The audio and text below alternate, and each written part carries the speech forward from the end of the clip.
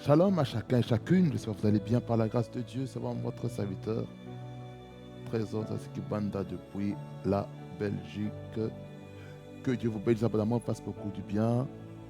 Et si c'est votre première fois, je vous en prie de vous abonner, d'activer la cloche de notification pour avoir de nos nouvelles et partager cela afin que quelqu'un soit béni. Et je sais que Dieu va faire des choses merveilleuses. Amen. Nous sommes dans un temps très spécial où nous parlons les signes des temps de la fin. Vous voulez comprendre encore plus en détail ce sujet? Nous allons prier. La Bible déclare que l'homme ne vivra pas de pain seulement, mais de toute parole qui soit de la bouche de Dieu. Amen. Nous prions. Dieu Tout-Puissant, merci pour ce moment que tu donnes, qu'on puisse avoir encore dans ta présence. Tu es fidèle en tout temps, en toutes circonstances. Voilà, je prie que tu prennes la place en ce moment. Merci pour ton règne et ton autorité.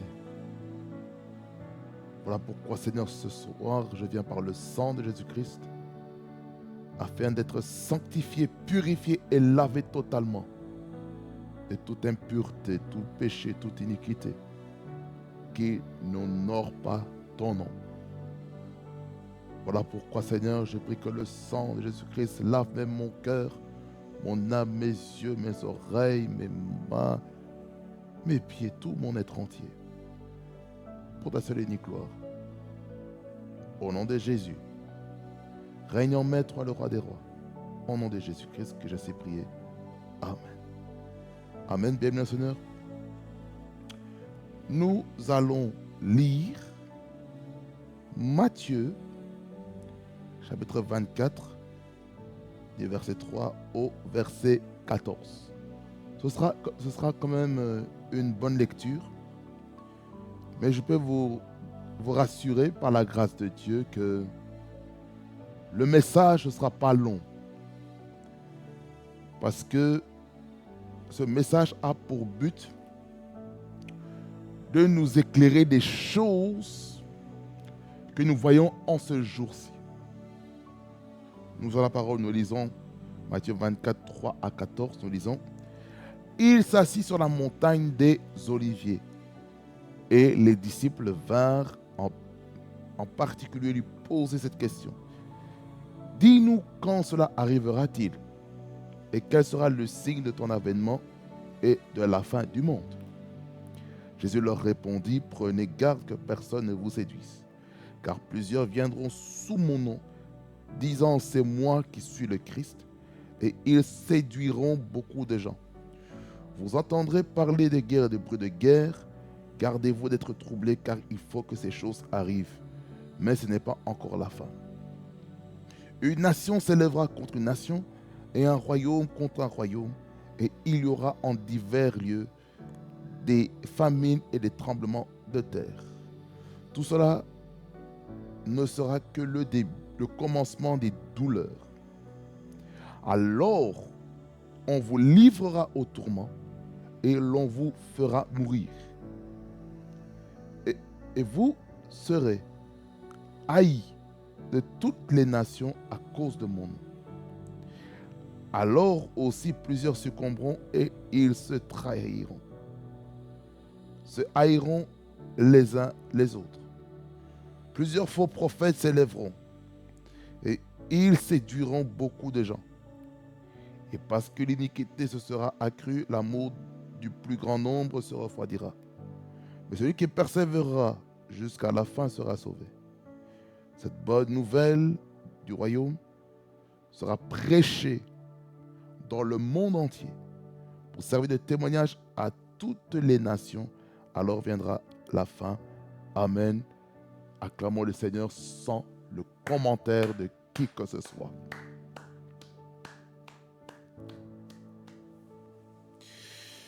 Le thème durant ces 2 mois, septembre et octobre, c'est les signes des temps de la fin.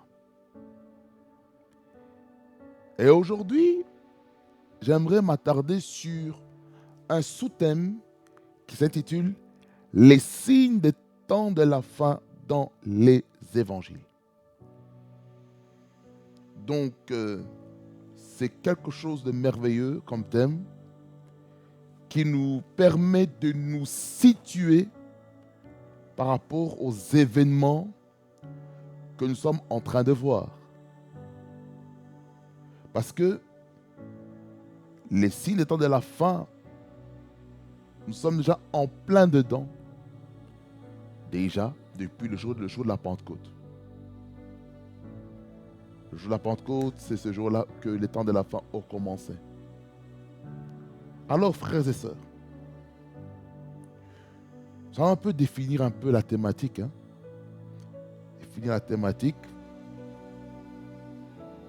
afin que nous puissions entrer concrètement dans notre message. Qu'est-ce qu'un signe? J'ai déjà défini à la première édition, mais je vais encore redéfinir.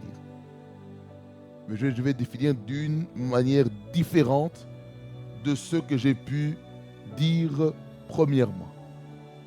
Les signes du grec séméon fait mention des signes qui présagent des événements qui doivent bientôt arriver.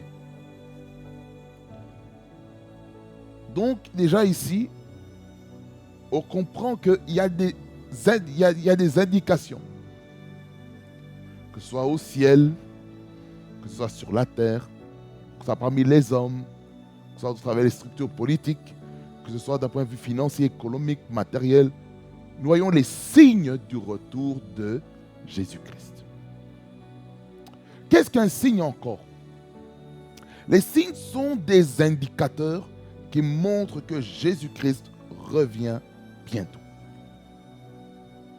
Tout signe doit nous amener vers la personne de Jésus. Tout signe prophétique doit nous amener vers la personne de Jésus-Christ. Et tant que nous ne centrons pas notre attention sur le Christ, nous serons hors phase. Nous serons déconnectés. Raison pour laquelle chacun d'entre nous, nous devons être prêts au retour de Jésus. Qu'est-ce qu'un signe encore? Les signes annoncent des choses qui doivent arriver avec que l'Église se prépare à sa rencontre. Vous voyez, ce qui se passe aujourd'hui, c'est que on a peur. Je parle des chrétiens. Certains chrétiens qui ont peur, qui sont tristes du retour de Jésus. Or, nous devons être heureux. Nous devons être contents. Nous devons avoir la joie d'être enlevés. La joie de rencontrer Jésus-Christ dans les airs. Ça, c'est l'enlèvement. On en parlera ça à un autre moment. L'Église doit être contente de régner avec le Christ sur la terre pendant 1000 ans. Ça, on va encore en reparler ça à un autre moment. Il faut comprendre ceci. Que dans Matthieu 25, verset 1er à 13, on voit la parabole des 10 vierges. Dans laquelle il y avait 5 vierges sages qui avaient assez d'huile et il y avait 5 vierges folles qui n'avaient pas assez d'huile. Et dans cette histoire, on voit qu'il y a une annonce qui est faite afin que les vierges puissent se préparer à la rencontre de l'époux. L'époux, ici, c'est Jésus-Christ. Et nous sommes les vierges. Et nous allons en parler de cela en profondeur durant ces 2 mois pour nous faire comprendre des choses merveilleuses.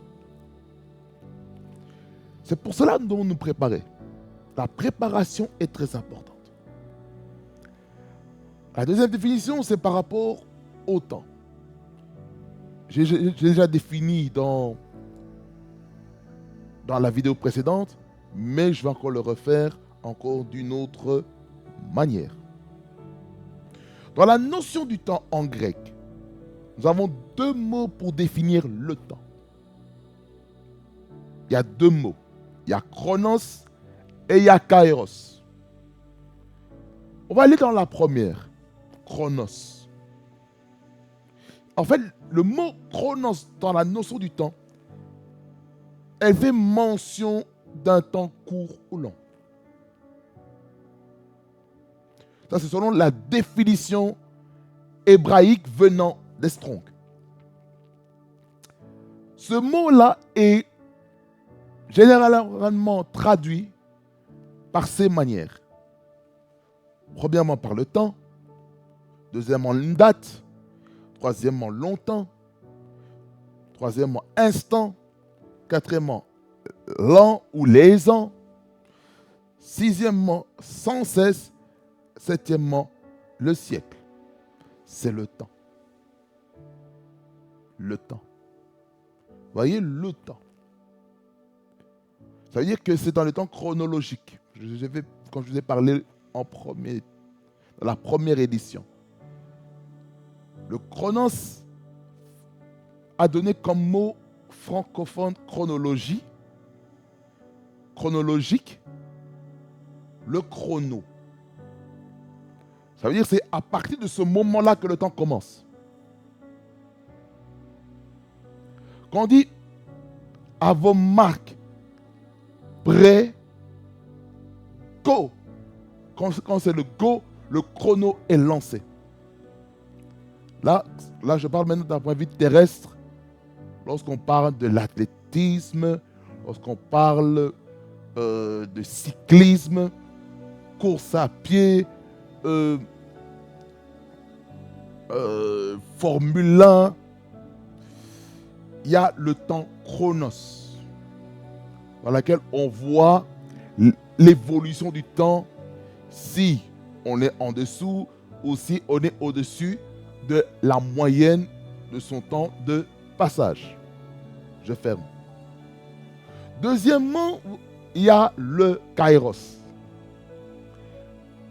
La définition nous dit ceci, que le kairos parle d'un temps fixé par Dieu pour l'accomplissement de ses promesses dans la vie de chaque enfant de Dieu. C'est le temps fixé. C'est le temps certain. C'est le temps opportun. Le mot opportun qui a donné le mot opportunité. Ça veut dire ceci, bien aimé Seigneur, que dans la notion du temps, chacun d'entre nous, nous devons saisir les opportunités que Dieu nous donne.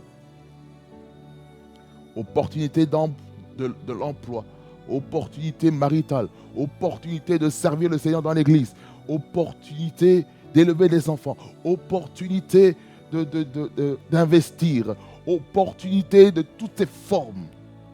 On en a besoin étant enfant de Dieu. Il faut saisir les opportunités, le temps.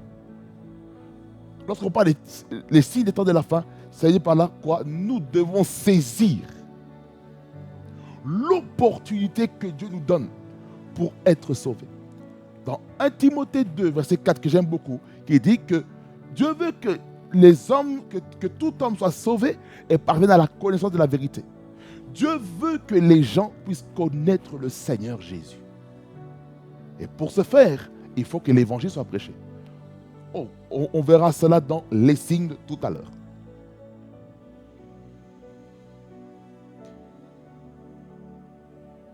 Alors, qu'est-ce qu'il faut encore comprendre entre ces deux mots?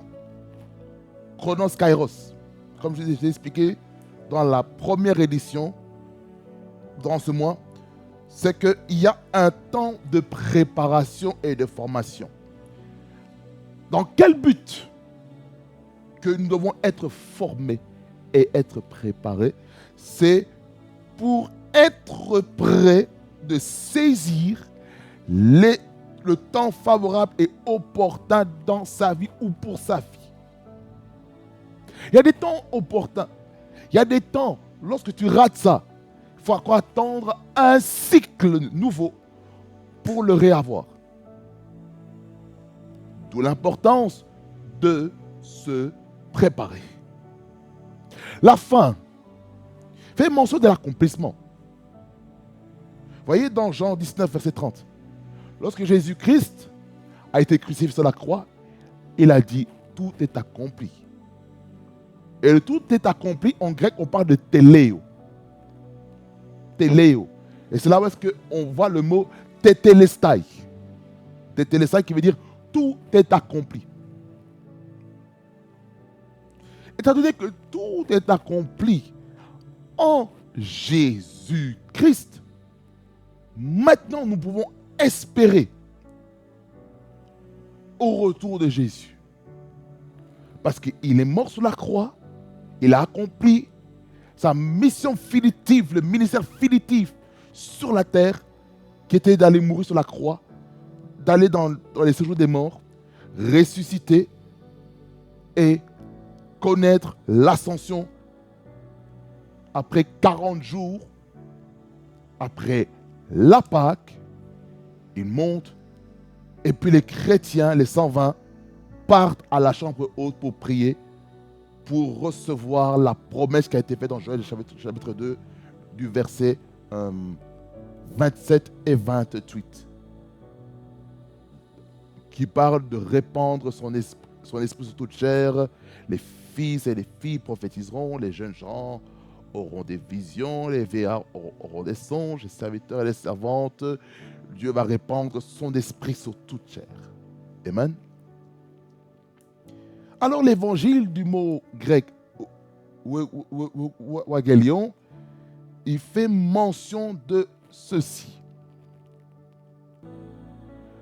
Alors, nous étions dans l'évangile. Qu'est-ce que l'évangile selon le mot grec de Wagelion? Il fait mention de la bonne nouvelle. Donc l'évangile, c'est la bonne nouvelle. Ça veut dire que lorsque on dit que Jésus-Christ revient bientôt, bien Seigneur, c'est une bonne nouvelle pour les enfants de Dieu. Ça ne doit pas être une mauvaise nouvelle. C'est une mauvaise nouvelle pour ceux qui n'ont pas reçu Jésus-Christ dans leur vie. Et pour nous, qui avons reçu Jésus-Christ comme Seigneur et Sauveur, c'est une bonne nouvelle. En fait, il faut comprendre ceci, que les signes des temps de la fin, pour nous les enfants de Dieu, doit être une bonne nouvelle, car nous allons rencontrer Jésus dans la parousie secrète. Quand on parle de la parousie secrète, on parle de l'enlèvement. Le fait de le rencontrer dans les airs. Et la problématique qu'il y a, c'est qu'il y a des gens qui n'ont pas la joie de l'enlèvement. Ils n'ont pas la joie de ce temps, des signes des temps de la fin pour rencontrer Jésus. Parce qu'ils n'ont pas l'assurance du salut en Jésus-Christ. C'est pour ça qu'il est important d'avoir cette assurance. Cette assurance en Jésus-Christ. Si on n'a pas l'assurance, nous ne pourrons pas aller loin. Quelqu'un dit un amen puissant. Alors la partie qui nous intéresse, on veut savoir quels sont les signes des temps de la fin, selon les évangiles et selon Jésus-Christ, bien sûr. Car c'est lui qui a annoncé les choses. Vous allez remarquer que certaines choses que Jésus-Christ est en train de dire comme signes des temps de la fin, il s'est aussi inspiré des prophètes. Et là, on va en reparler dans une autre édition sur les signes des temps de la fin chez les prophètes de l'Ancien Testament. On va voir ce qu'il dit là-bas. C'est important d'avoir les indications, les indicateurs qu'il faut afin de se préparer à l'enlèvement.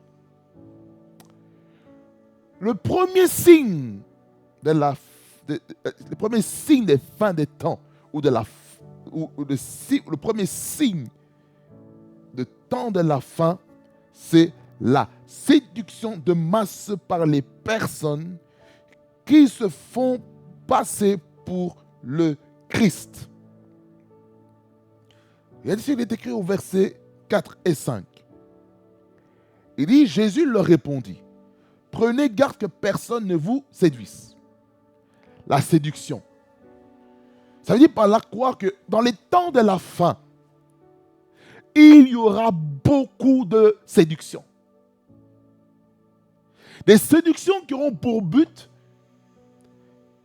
d'écarter, de distraire les enfants de Dieu, d'initier certaines personnes dans le chemin ténébreux. Regardez ce qui suit au verset 5. Il dit, car plusieurs viendront sous mon nom, disant, c'est moi qui suis le Christ. Et ils séduiront beaucoup de gens. Écoutez, ça veut dire par là quoi il y aura des personnes qui vont se dire, moi je m'appelle Christ. Et ils seront séduits. Il y a quelques années, je pense que c'est pas loin de 2024, où j'avais vu sur les réseaux sociaux une personne qui se faisait passer pour Jésus-Christ. Je ne sais plus dans quel pays, comme ça, au niveau du Moyen-Orient. Il s'est fait passer pour Jésus avec le voile et tout. On ne voyait pas son visage. Donc, ça veut dire, en ce temps de la fin, le diable va chercher par tous les moyens de séduire beaucoup de personnes dans des sectes, dans l'occultisme, dans la sorcellerie, la magie, la franc-maçonnerie, dans les choses ténébreuses. Ils seront séduits par ceux qui se présentent à eux, mais ils ne savent pas que c'est un piège à leur vie, à leur destinée. C'est pourquoi nous devons faire très attention avec la séduction. C'est pourquoi lorsque vous rencontrez une personne qui se fait passer pour Christ, il est important d'avoir l'esprit de discernement. Car sans l'esprit de discernement, nous allons croire à tout et nous serons totalement détruits. C'est pourquoi nous avons besoin, étant enfants de Dieu, d'être équilibrés dans la parole de Dieu. Alors, la séduction de masse, ça va prendre des gens. Séduction doctrinale, ça je vais arriver bientôt. La séduction doctrinale, au travers des faux prophètes, ça c'est au verset 11, que nous verrons plus tard. Il faut faire très attention, en ce temps de la fin. Il faut faire attention à la séduction de masse. La séduction de masse, avec les réseaux sociaux, est en train de l'amplifier plus. C'est pourquoi nous devons faire attention avec ce que nous regardons sur les réseaux sociaux. Parce que cela peut nous connoter. C'est important de comprendre ça. Que nous sommes des enfants de Dieu qui avons besoin de discernement. Et quand, bien évidemment, on ne discerne pas, nous serons mis de côté. Ça, la première chose que nous devons comprendre. Le diable va chercher à séduire plusieurs personnes. Ça doit faire attention. Il y a des personnes qui vont se faire passer pour Christ. Il y a des gens qui vont se faire passer pour des serviteurs de Dieu, mais en réalité, ils ne le sont pas. Ces genres de personnes, il ne faut pas les suivre. Amen. Deuxième signe des temps de la fin. Les guerres et des bruits de guerre. Au verset 6. Vous entendrez parler des guerres et des bruits de guerre. Gardez-vous d'être troublés, car il faut que ces choses arrivent, mais ce ne sera pas encore la fin. Écoutez-moi bien, frères et sœurs dans le Seigneur. Voyez toutes les guerres et les bruits de guerre que nous voyons aujourd'hui. Que ce soit Ukraine-Russie, bande de la Palestine et Israël. Le conflit qu'il y a entre la RDC et le Rwanda au niveau de l'Est. Voyez toutes ces choses-là. Frères et sœurs, je sais ça fait mal de voir ça. Ça fait mal. Mais la Bible nous dit, il faut que ces choses arrivent. Ça doit arriver. C'est obligatoire. Les guerres vont commencer à s'amplifier. Vous savez, il y a des guerres militaires. Il y a aussi des guerres économiques. Les guerres économiques au travers les frais de douane. La loi du plus fort. On connaît bien l'histoire. Avec l'actualité actuelle, avec les États-Unis, la Chine, la Russie, l'Europe, dans laquelle il y a les augmentations de pourcentage au niveau des frais de douane. Ça, c'est une guerre mondiale économique. Ensuite, il y a aussi des guerres mondiales au niveau médical. Donc, quand on parle de guerre et de bruit de guerre, on ne parle pas forcément de tuer les gens.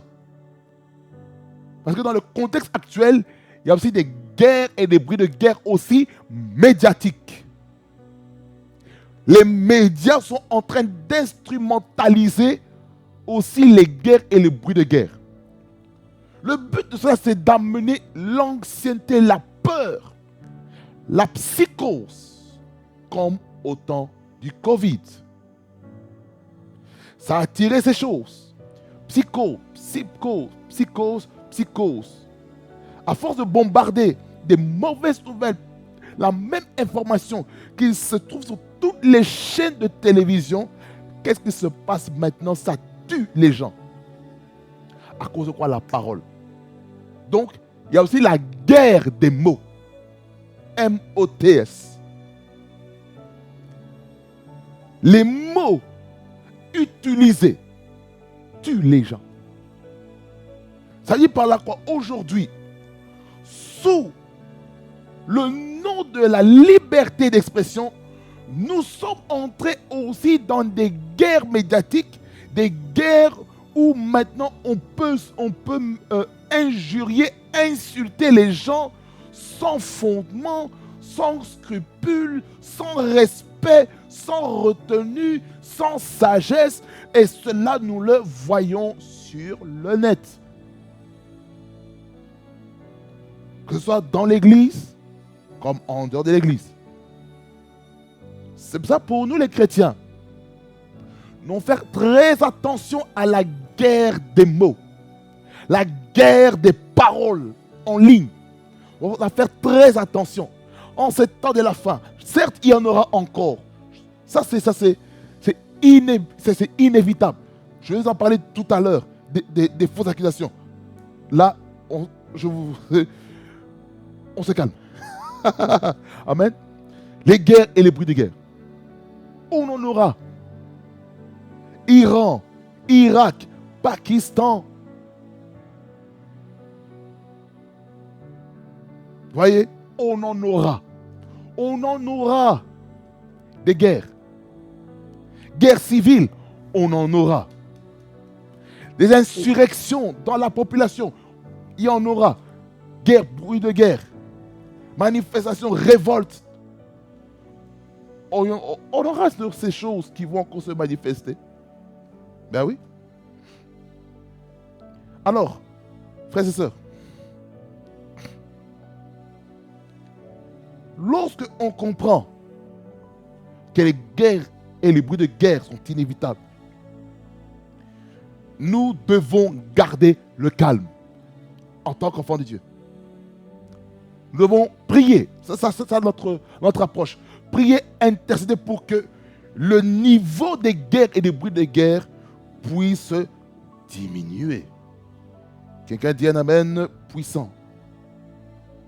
Alors, le troisième signe étant à la fin, ce sont les conflits géopolitiques. Au verset 7. Une nation s'élèvera contre nation et un royaume contre un royaume. Je m'arrête d'abord ici et puis après je vais aller dans la quatrième après. On voit ce qui se passe entre les nations. Ça, entre pays. Quand on parle de royaume, ça peut être aussi au niveau continental.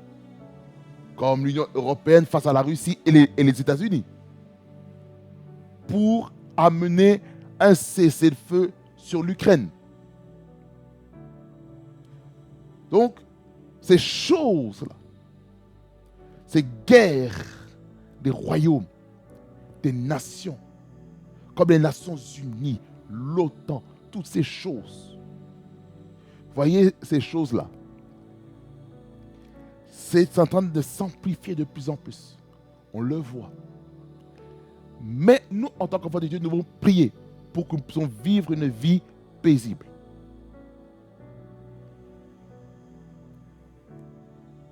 Le quatrième signe des temps de la fin, ce sont les catastrophes naturelles et climatiques.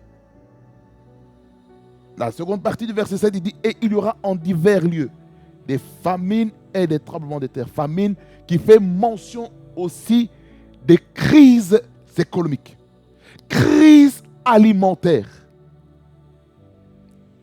On le voit dans certaines parties du globe, comment les terres sont secs. Il n'y a pas d'eau. C'est la famine. Et c'est ce qui s'est passé dans le monde au temps de Joseph. 7 années d'abondance, 7 années de crise. Et dans les 7 années de crise, ça les a fait oublier les 7 années d'abondance. Mais il a fallu qu'on épargne 20% des récoltes durant les 7 années d'abondance pour être un grenier alimentaire. Et des tremblements de terre. Nous le voyons. Tremblements de terre, tremblements au niveau des plaques tectoniques, on le voit. Les volcans, les feux de forêt, les grêlons qui tombent comme des balles de ping-pong sur les voitures, sur les maisons qui peuvent blesser des gens. On le voit. Mais quand on lit le verset 8, il dit tout cela ne sera que le commencement des douleurs. C'est-à-dire que ça va aller crescendo, ça va monter le niveau. Ensuite, le verset 9, qui nous parle maintenant du 5e et le 7e point. Les persécutions des chrétiens, le martyre des chrétiens, l'adversité du monde contre l'Église. Regardez ce qui est écrit. Alors on vous livrera au tourment et l'on vous fera mourir. Et vous serez haïs de toutes les nations à cause de mon nom. Regardez ici. Quand on dit alors on vous livrera au tourment, ça veut dire par là quoi? On va vous arrêter. Il y aura des fausses accusations contre vous.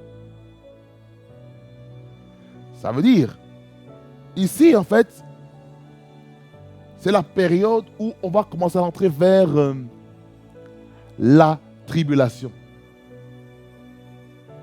Vers la tribulation où les chrétiens qui n'auront pas été enlevés Ils seront livrés. Ils seront persécutés. Ils seront persécutés à cause du nom de Jésus. C'est là parce qu'il y aura des persécutions. Même maintenant, certains hommes de Dieu, authentiquement appelés par Dieu, vivent des persécutions médiatiques, vivent des persécutions juridiques, vivent des persécutions familiales, vivent des persécutions sociétales, vivent des persécutions mondiales. À cause de quoi?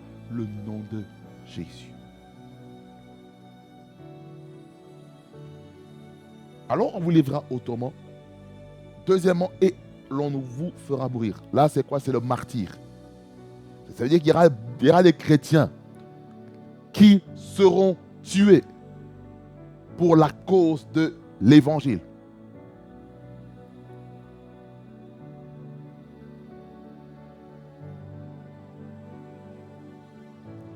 Et l'autre partie du verset 9, il dit, et vous serez haïs de toutes les nations à cause de mon nom.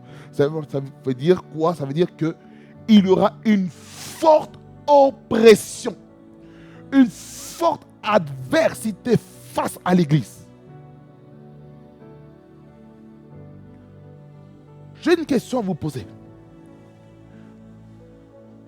Pourquoi les autres religions monothéistes, du style les juifs, les musulmans, les bouddhistes, hindouistes, toutes les autres religions, le diable n'a aucun problème avec eux.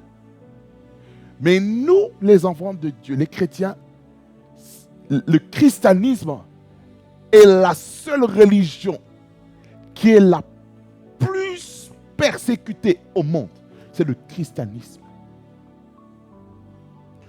On peut aller dans d'autres religions, se convertir dans d'autres religions.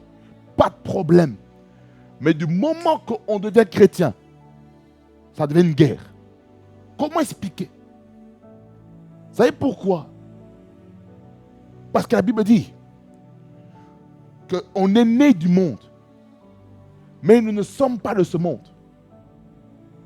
Étant donné que nous ne sommes pas de ce monde,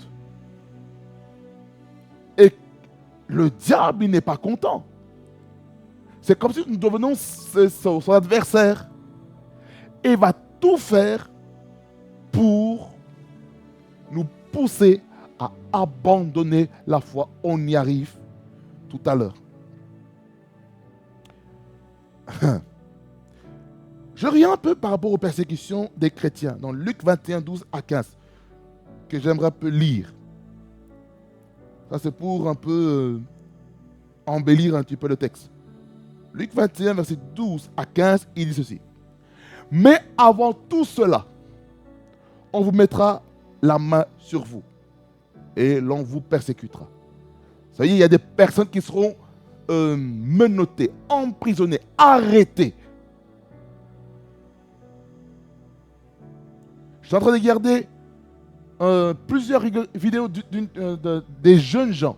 Il y a particulièrement deux jeunes gens au Royaume-Uni. Pays chrétien, hein? Écoutez-moi bien, pays chrétien. Ils prêchent la parole. Ils prêchent la parole de Dieu sans filtre. Ils prêchent ce que la Bible dit et non ce que la loi britannique dit. Qu'est-ce qui se passe? Il y a des personnes animées d'un esprit mauvais qui appellent la police pour les arrêter de parler au nom de Jésus. N'est-ce pas ce qui a été fait avec l'église primitive? Avec Pierre et Jean, emprisonnés. On leur a dit, désormais, vous pouvez parler de tout ce que vous voulez, mais ne prêchez pas au nom de Jésus-Christ. C'est ce qu'on essaie de faire aujourd'hui, en cette église primitive. On veut fermer la bouche de plusieurs personnes de ne pas prêcher l'évangile de Jésus-Christ. On peut prêcher tout ce qu'on veut, mais si on cite seulement le nom de Jésus, ça dérange. Le nom de Jésus-Christ dérange le monde des ténèbres, les camps de l'ennemi. Le nom de Jésus.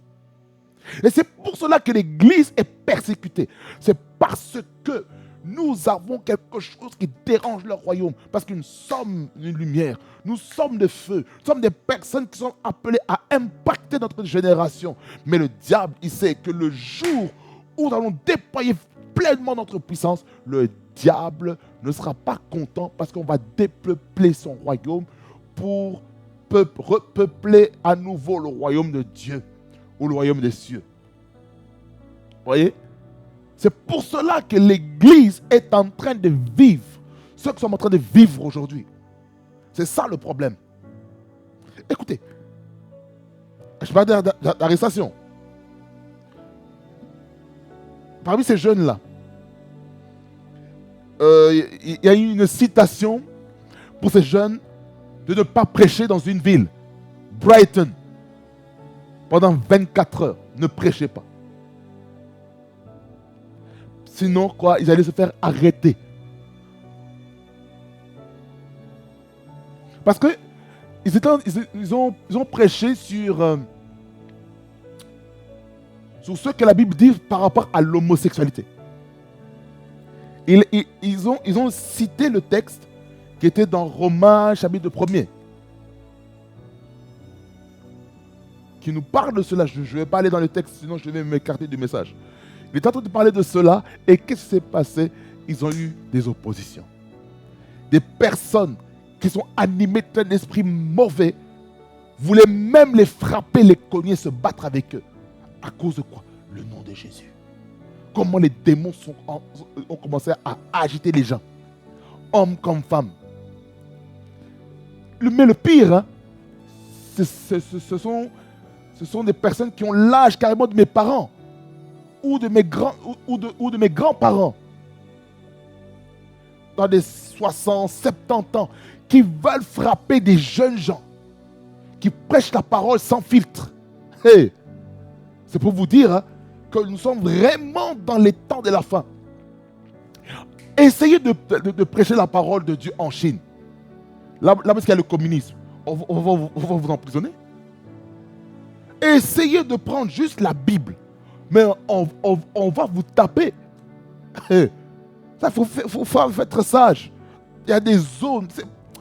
Merci Seigneur pour la liberté d'expression que nous avons ici en Europe, pour la parole de Dieu. Mais en ce temps-ci, c'est comme si la liberté de l'évangile en Europe est en train de se restreindre de plus en plus, afin d'amener la laïcité, afin d'amener de plus en plus la neutralité dans les affaires des hommes, pour qu'on ne croie plus au nom de Jésus-Christ. Regardez comment le diable fait tout pour détourner les enfants de Dieu au travers des emplois qui peuvent t'épuiser et t'empêcher d'invoquer le Seigneur. Vous voyez? Ça, c'est un système de persécution, d'opposition. Pour les musulmans, on ne leur fera jamais ça. Mais pour les chrétiens, ça ne pose aucun problème. Prenez tous les travaux, le travail que les musulmans refusent. Il faut connaître ses droits, frères et sœurs en Christ. Connaissons nos droits en Christ. Parce que Dieu veut faire des choses puissantes dans nos vies. Si on ne fait pas ça, il y aura un problème. Il faut connaître ses droits. Si on ne connaît pas ses droits, il y aura un problème. Connaissons nos droits étant qu'enfants de Dieu. Lorsque nous faisons face à la persécution, nous continuons la lecture. Mais avant tout cela, on mettra la main sur vous et l'on vous persécutera. On vous livrera aux synagogues. Synagogue, c'était le lieu de culte des Juifs. On vous jettera en prison. Vous voyez, arrestation des chrétiens qui sont en prison pour la cause de l'évangile. Paul et Silas ont été emprisonnés à cause de quoi? L'évangile. Dans les livre des Actes des Apôtres. Pierre et Jean emprisonnés pour la cause de l'évangile.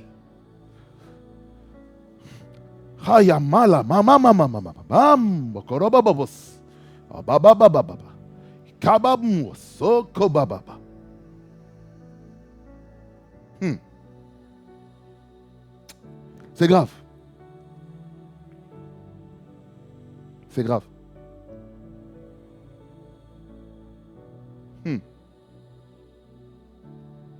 C'est grave.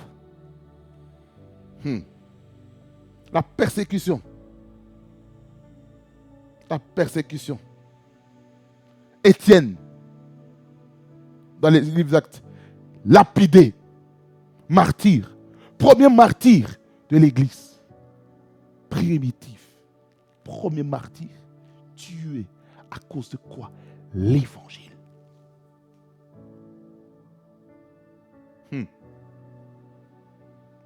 Ça veut dire ceci, hein? Les enfants de Dieu, chrétiens dans le monde entier, soyez prêts à mourir pour votre foi. Sommes-nous prêts à mourir pour notre foi? Sommes-nous prêts à mourir pour ce qu'on croit? Sommes-nous prêts à vivre les oppositions? Sommes-nous prêts à vivre les persécutions? Peut-être vous êtes appelé au ministère de la parole. Ma question est ceci. Est-ce que vous êtes prêts aux persécutions? Est-ce que vous êtes prêts aux oppositions? Est-ce que vous êtes prêts à des arrestations? Est-ce que vous êtes prêts à rencontrer les tribunaux? Est-ce que vous êtes prêts à rencontrer les policiers, les gendarmes? Est-ce que vous êtes prêts à rencontrer les militaires? Est-ce que vous êtes prêts à rencontrer les forces de l'ordre? Parce que vous avez parlé des choses fortes qui dérangent le monde des ténèbres, dans laquelle certains policiers ne sont peut-être pas d'accord avec ce que vous dites. Est-ce que vous êtes prêts à vivre ce temps de persécution? C'est la question que je vous pose. Est-ce que vous êtes prêts? C'est fort. C'est fort. On revient au texte principal. Luc 21, 12. Mais avant tout cela, on mettra la main sur vous et l'on vous persécutera. On vous livrera aux synagogues. On vous jettera en prison. On vous mènera devant des rois et devant des gouverneurs à cause de mon nom. Ça veut dire quoi? Devant les autorités, les chefs d'État. Cela vous arrivera pour que vous serviez de témoignage. Ça veut dire par quoi? C'est une opportunité pour évangéliser la parole de Dieu. Même dans les temps de persécution et d'opposition, même dans les temps d'arrestation, on a prêché l'évangile. Parce que lorsqu'on était confinés pendant la période Covid, la parole de Dieu n'a pas été confinée. On a utilisé les réseaux sociaux, on a utilisé YouTube, on a utilisé Facebook. Certains ont commencé à créer des contenus chrétiens sur TikTok, sur Instagram. On a commencé à bombarder de l'évangile par-ci, par-là. X, on a commencé à propager l'évangile. On a propagé l'évangile. Est-ce que ça nous a arrêté d'avoir l'intimité avec Dieu? Non. Voilà pourquoi il est important d'être toujours ferme dans sa foi. Verset 13. Cela, je vais lire. Verset 14. Mettez-vous donc dans l'esprit de ne pas préméditer votre défense. Ça veut dire par là quoi? Ne réfléchissez pas avec ce que vous allez dire. Ce ne sera pas en fonction de votre sagesse. Ce ne sera pas en fonction de votre intelligence. Lorsque vous serez livré devant les tribunaux, devant les chefs d'État, devant les autorités, ce ne sera pas en fonction de ce que vous connaissez naturellement. Mais ce que la Bible dit au verset 15, car je vous donnerai des paroles et une sagesse telles que vos adversaires ne pourront leur résister ou leur contredire. C'est-à-dire par là quoi? Dieu, c'est lui qui donne une bouche, c'est celui qui donne des paroles, celui qui donne la sagesse qu'il faut, autant qu'il faut, autant opportun pour dire des choses comme lui il veut. Vous savez par là quoi? Ce n'est pas le moment de calculer qu'est-ce qu'on va dire, qu'est-ce que je vais dire au tribunal, qu'est-ce que je vais dire au commissariat de police, qu'est-ce que je vais dire. Non, c'est pas ça. C'est pas ça. Il faut dire ce que Dieu dit. Et quand on dit ce que Dieu dit, Dieu fait des choses puissantes dans nos vies. Tout ça pour parler de quoi encore? De la persécution. La persécution. La persécution. La persécution. Le martyre. L'adversité du monde contre l'Église. L'acharnement. C'est ça ce que nous sommes en train de vivre aujourd'hui. Verset 10. Matthieu 24, verset 10. Dans notre texte de base. Là maintenant, l'autre signe que nous allons voir maintenant, c'est l'abandon de la foi chrétienne ou l'apostasie. Alors plusieurs succomberont. Ici, on comprend ceci. Que beaucoup de personnes, beaucoup de chrétiens, certains chrétiens vont abandonner la foi. Il y a des gens qui seront des apostates dans l'église. Il y a des personnes qui vont mal parler de l'église. Des anciens chrétiens qui vont critiquer les églises, qui vont critiquer les serviteurs de Dieu, qui vont critiquer les responsables des ministères, qui vont critiquer les diacres, ils vont critiquer ceux qui servent le Seigneur dans l'église. Ils vont critiquer. Ils vont mal parler. Oh non, ici j'ai vécu ça, j'ai vécu ceci. Oh non, ceci. Pour faire quoi? Pour maintenant permettre que les païens puissent voir ce qui se passe dans l'église et que les païens puissent commencer à persécuter davantage l'église à cause d'un apostate qui a quitté l'église et qui a mal parlé de l'église là où est-ce qu'il vient. Voyez? L'apostasie. La conséquence de cela, il y aura quoi? Des trahisons. La haine. Ça veut dire par là, lorsqu'on abandonne la foi, on ne marche plus selon l'esprit. Lorsqu'on abandonne la foi, on perd son salut. Tu perds ton salut si tu abandonnes la foi. N'abandonne pas la foi, mon frère, ma soeur. Même si tu vis des temps difficiles dans ta vie chrétienne, n'abandonne pas la foi. N'abandonne pas la foi. N'abandonne pas l'église. N'abandonne pas le service. N'abandonne pas le ministère à cause des situations difficiles que tu vives dans l'église. Quelqu'un dit un amen puissant.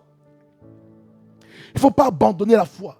Il faut être ferme. Il faut avoir la ferveur en soi. Ils se trahiront. Et se haïront les uns les autres. Ça veut dire que le niveau de haine et de trahison vont augmenter. On le voit aujourd'hui.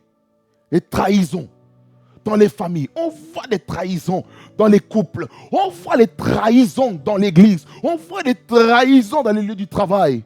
La haine, on le voit, c'est monnaie courante aujourd'hui. Dans l'église, dans les familles, dans les lieux de travail, dans la société, dans la politique, partout, il y a la haine.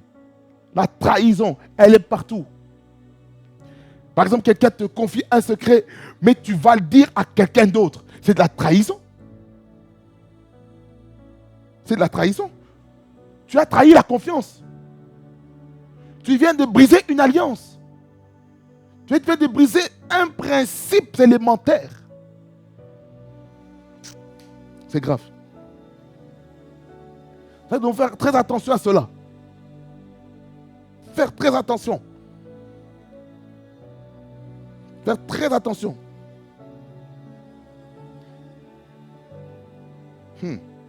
Le prochain signe des temps de la fin, c'est la séduction et la multiplication des faux prophètes. Selon le verset 11. Plusieurs faux prophètes s'élèveront et ils se diront plus beaucoup de personnes. Voyez? Plusieurs personnes seront séduits par cela. Ils seront séduits par ça. Ils seront séduits. C'est-à-dire que lorsque nous sommes à l'église, nous devons avoir un esprit de discernement fort en ce temps de la fin. Et il faut avoir un esprit de discernement afin de discerner les vrais prophètes et les faux prophètes. C'est important de les discerner.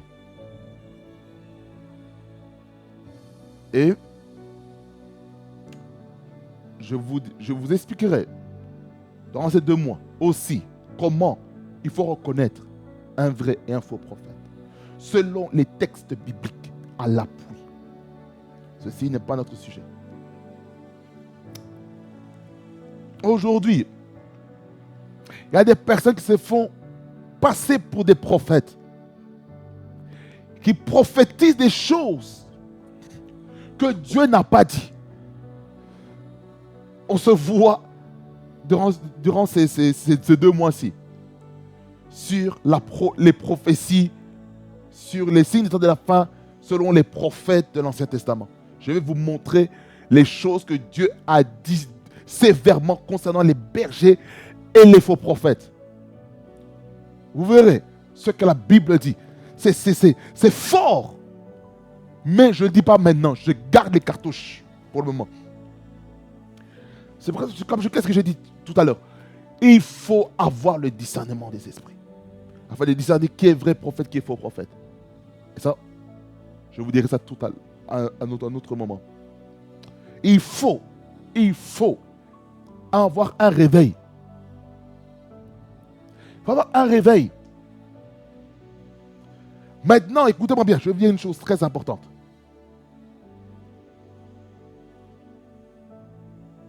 En ce temps-ci, nous ne devons pas exercer le ministère prophétique selon les principes de l'Ancien Testament, même si le ministère de prophète est le plus ancien dans l'Ancien Testament. Ça, c'est sans discussion. Ça, c'est un fait historique. Parce que Dieu, dans l'Ancien Testament, a travaillé avec 3 types de personnes. Les sacrificateurs, les rois et les prophètes. Je ne le nie pas. Mais là, ce que je veux dire, c'est ceci. C'est que chacun d'entre nous,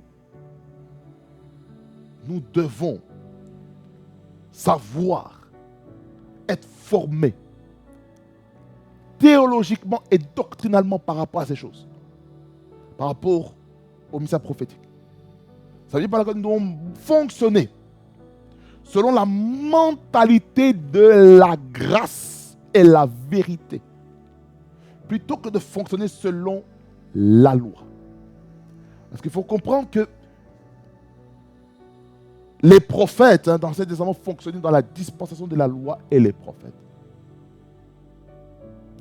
Donc, dans la dispensation où il y avait la loi mosaïque qui faisait autorité, force d'autorité sur le peuple d'Israël. Ceci n'est pas notre sujet. Alors,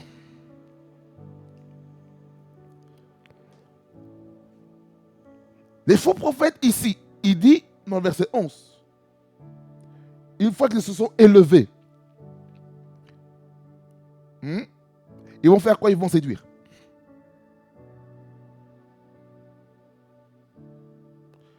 Ça veut dire par là quoi? Il y a des gens qui vont dire, voilà, Dieu m'a dit. C'est des personnes qui vont appeler sur WhatsApp, se faisant passer pour des prophètes. Ils vont dire des choses qui peuvent sembler vraies. Que ce soit par un Jesus. Que ce soit par le Saint-Esprit ou soit par un esprit de divination. Maintenant, comment reconnaître un vrai et un faux? On va reconnaître par la finalité. Savoir, est-ce que l'esprit qui est en eux, est-ce qu'il glorifie Jésus ou pas? C'est la question qu'il faut se poser. Est-ce que l'esprit en eux glorifie Jésus ou il glorifie leurs propres intérêts lucratifs?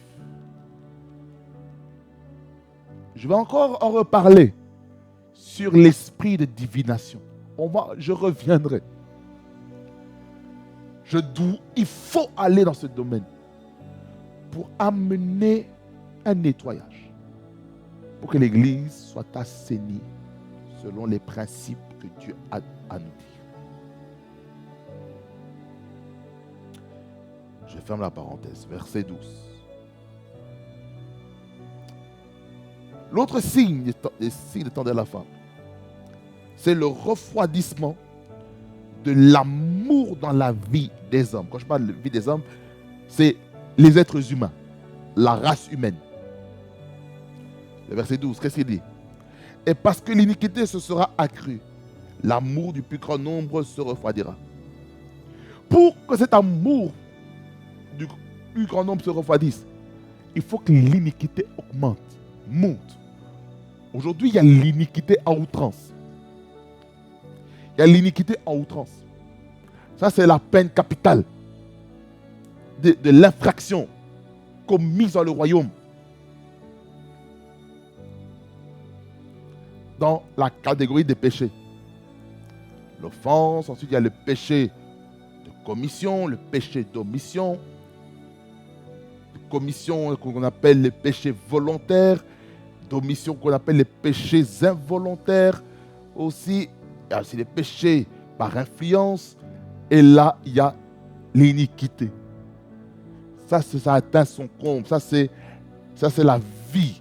C'est la vie du péché qui a atteint son comble, où la conscience a été complètement détruite. Mais qu'est-ce que Dieu nous recommande? C'est de persévérer jusqu'au bout pour être sauvé. Verset 13. Mais celui qui persévérera jusqu'à la fin sera sauvé. Et le dernier signe étant de la fin, selon le texte que nous avons pris aujourd'hui, c'est la propagation de l'évangile dans le monde entier. Il est marqué ceci au verset 14. Cette bonne nouvelle du royaume sera prêchée dans le monde entier pour servir de témoignage à toutes les nations. Alors viendra la fin. À partir de là, quand on dit alors viendra la fin, ça veut dire alors viendra l'enlèvement. C'est à partir de là que l'enlèvement va commencer. Et puis par après, à partir du verset 15 jusqu'à vers la fin, nous allons voir maintenant la tribulation et la grande tribulation que nous verrons au prochain numéro. Amen. Que le Seigneur vous bénisse abondamment, fasse beaucoup du bien et que le Seigneur vous éclaire, que le Seigneur vous prépare, que le Seigneur vous permette de faire un examen personnel afin de savoir ce qu'il faut corriger pour être enlevé et de compter parmi les personnes qui vont connaître la parousie secrète. Amen. Que ça vous bénisse abondamment. Seigneur, merci pour ta parole qui est puissante. Cette parole qui est vraiment remplie de conscientisation, de méditation, d'introspection, rétrospection. Notre marche avec toi. Afin que nous puissions mettre nos vies en ordre devant toi. Parce que tu reviens bientôt. Et vu que tu reviens bientôt, tu exiges que nos vies soient clean devant toi. Seigneur, que tous ces signes des temps de la fin que nous voyons même aujourd'hui ne puissent pas déstabiliser notre foi, mais que cela puisse encore l'affermir davantage, afin de marcher aussi dans la persévérance, dans la foi pour être sauvé. Et accorde-nous, Seigneur, de ne pas abandonner la foi, mais de continuer notre chemin, afin d'avoir la couronne de gloire qui nous est réservée. Au nom de Jésus-Christ. Louange, honneur, majesté te reviennent. Au nom de Jésus. Amen. Que ça vous bénisse abondamment, fasse beaucoup de bien. On se voit au prochain numéro pour toujours dans le même thème, la deuxième partie de ce texte. Amen. Rema Frequency TV, le réseau de la croix de Dieu. Soyez bénis au nom de Jésus-Christ. C'était moi, votre serviteur, Trésor Nzaziki Banda, depuis la Belgique. Soyez bénis au nom de Jésus-Christ, notre Seigneur.